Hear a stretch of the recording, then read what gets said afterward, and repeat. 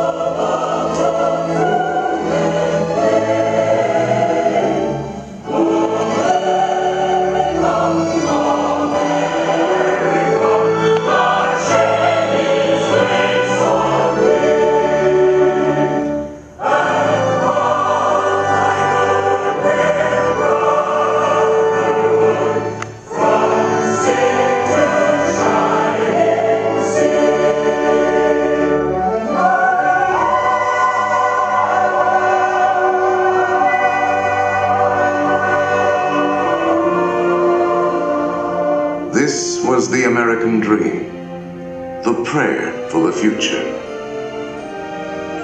But that golden goal was not to be had without cost. The American way was not gained in a day. It was born in adversity, forged out of conflict, perfected and proven only after long experience and trial. In all of history, no man was dedicated to this dream more than the 16th President of these United States, Abraham Lincoln. Here in his own words is what he once wrote about himself. For at that time, very few people outside Illinois knew very much about this man from the prairie. I was born February 12th. 1809, in Hardin County, Kentucky. My father removed from Kentucky to what is now Spencer County, Indiana, in my 8th year. It was a wild region, with many bears and other wild animals still in the woods. There I grew up. I was large for my age, and had an axe put into my hands at once. And from that to my 23rd year, was almost constantly handling that most useful instrument. I think that the aggregate of all my schooling did not amount to 1 year.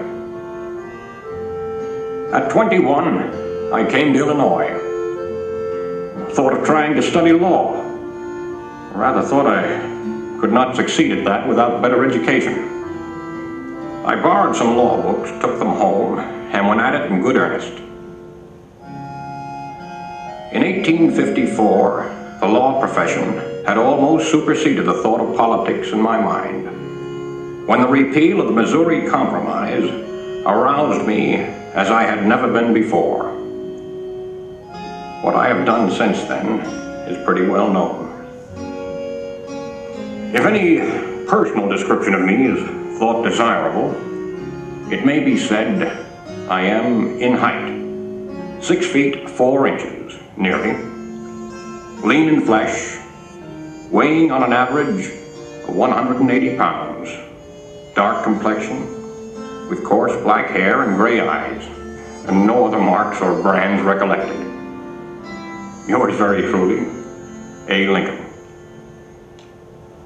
Abraham Lincoln became president faced with the terrible threat of civil war, a thing he dreaded, yet a calamity he was prepared to meet if he must. Without union, the Constitution is only a piece of paper. I know there is a God, and that he hates injustice and slavery. I see the storm coming. I know his hand is in it. If he has a place, work for me, and I think he has. I believe I'm ready, and with God's help, I shall not fail.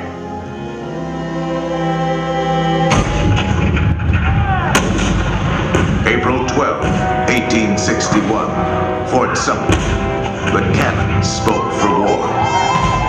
Civil war, violent, devastating. Now had come the reckoning, the supreme test that would decide whether a republic founded on liberty could survive the terrible strife of men's passions.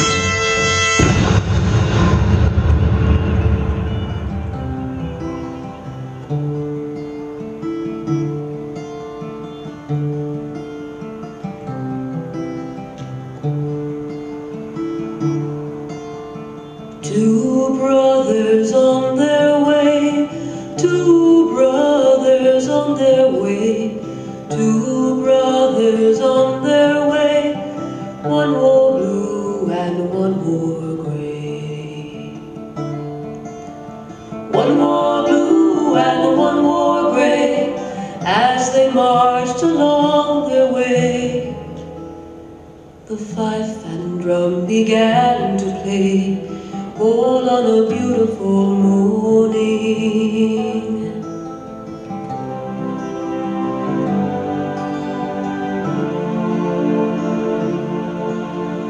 One was gentle, one was kind. One was gentle, one was kind. One came home, one stayed behind. A cannonball don't pay no mind. Cannonball don't pay no mind, if you're gentle or if you're kind. It don't think of the foes behind, all on a beautiful morning. All on a beautiful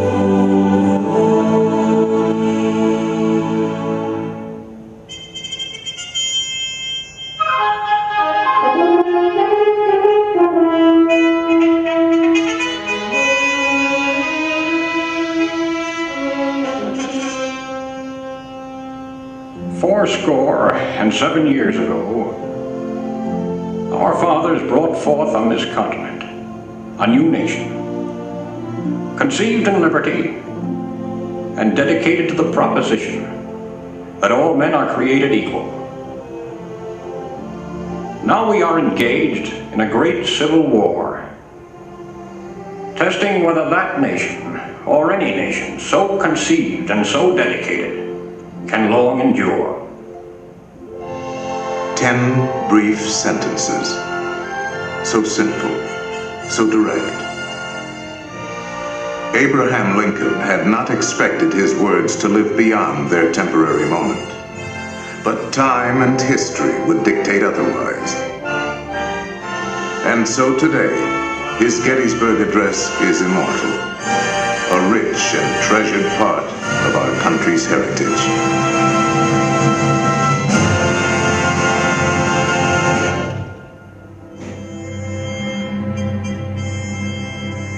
We pay tribute here not to a man who lived a century ago, but to an individual who lives today in the hearts of all freedom-loving people.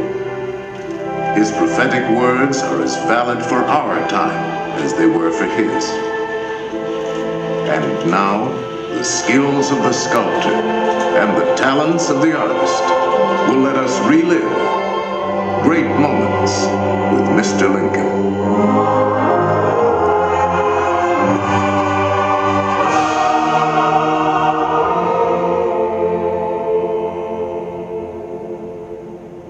The world has never had a good definition of the word liberty.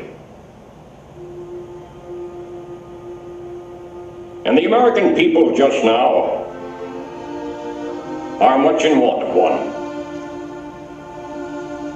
We all declare for liberty,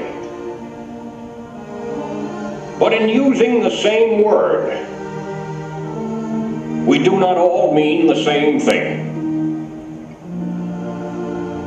What constitutes the bulwark of our liberty and independence?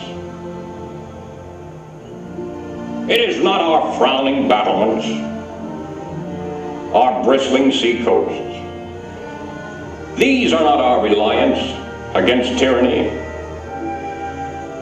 Our reliance is in the love of liberty, which God has planted in our bosoms.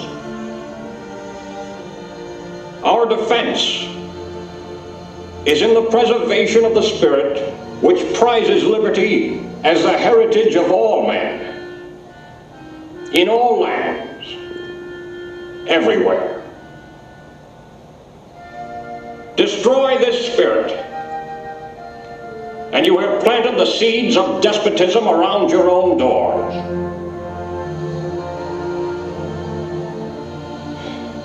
At what point shall we expect the approach of danger?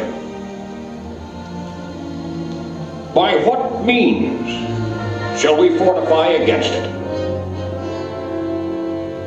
Shall we expect some transatlantic military giant to step the ocean and crush us with a blow? Never. All the armies of Europe, Asia, and Africa combined could not by force take a drink from the Ohio or make a track on the Blue Ridge in a trial of 1,000 years. At what point, then,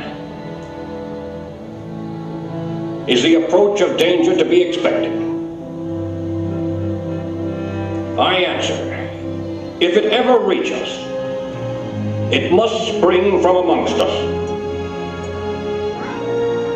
It cannot come from abroad. If destruction be our lot, we ourselves must be its author and finisher.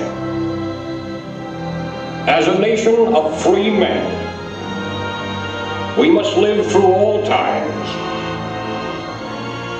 or die by suicide. Neither let us be slandered from our duty by false accusations against us, nor frightened from it by the menaces of destruction to the government, nor of dungeons to ourselves. Let us have faith that right makes might, and in that faith, let us to the end dare to do our duty as we understand it.